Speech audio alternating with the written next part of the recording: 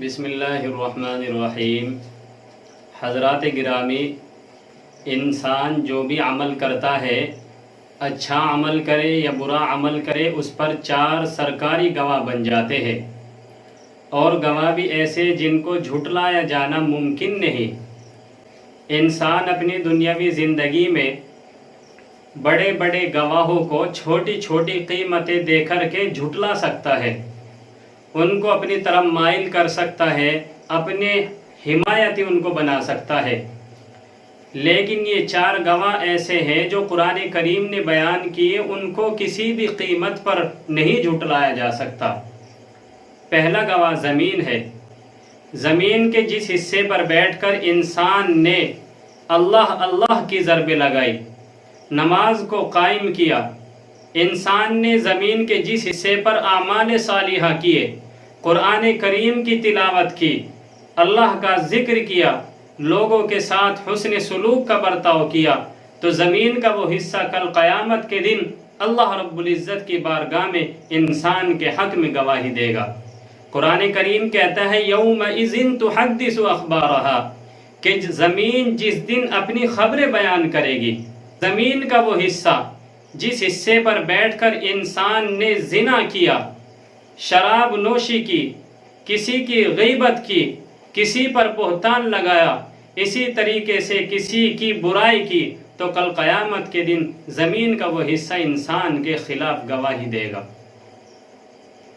اور دوسرا گواہ کرامن کاتبین ہے، جو انسان کے شانوں پر مقرر ہے اور انسان کے اعمال کی نگرانی کر رہے ہیں۔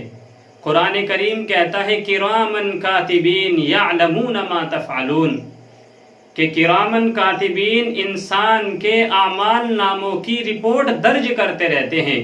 انسان جو بھی عمل کرتا ہے وہ فوراً لکھ لیا جاتا ہے۔ اور دوسری جگہ قرآن کریم کہتا ہے وَكُلَّ شَيْءٍ أَحْصَيْنَاهُ كِتَابًا، کہ ہم ہر حرکت کو نوٹ کر رہے ہیں۔ تو کل قیامت کے دن تمام کی تمام یہ چیزیں، انسان کے کیے ہوئے اچھے یا برے اعمال انسان کے سامنے پیش کر دیے جائیں گے۔ اور تیسرا گواہ انسان کا خود کا اعمال نامہ ہے۔ قرآن کہتا ہے وَإِذَا الصُّحُفُ نُشِرَتْ، جس دن اعمال نامے کھولے جائیں گے۔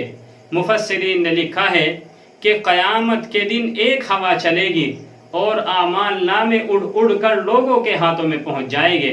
انسان اس وقت اپنا اعمال نامہ دیکھ کر حیرت سے کہے گا ما لہذا الکتاب، کہ میرے اس اعمال نامے کو کیا ہو گیا، لا یغادر صغیرۃ ولا کبیرۃ الا احصاها، کہ اس میں تو ہر چھوٹی اور بڑی حرکت لکھی ہوئی موجود ہے، یہاں تک کہ جو باتیں میں نے بطور مذاق کے یا محض دل لگی کے لیے کہہ دی تھی، وہ بھی اس کے اندر تحریر ہے۔ تو انسان جو بھی عمل کرتا ہے وہ انسان کے اعمال نامے کے اندر محفوظ و مکتوب ہو جاتا ہے۔ اور چوتھا گواہ انسان کے بدن کے اعضاء ہے۔ انسان کے بدن کے اعضاء کل قیامت کے دن اس کے حق میں یا اس کے خلاف گواہی دے گے۔ اللہ رب العزت فرماتا ہے اليوم نختم على افواہہم وتکلمنا ایدیہم وتشہد ارجلہم بما كانوا یکسبون۔ رب ذوالجلال نے فرمایا کہ آج ہم ان کے منہوں پر مہر لگا دیں گے اور بات کریں گے ہم سے ان کے ہاتھ اور ان کے پیر گواہی دیں گے ان کارناموں کی جو انہوں نے دنیا کے اندر کیے ہیں۔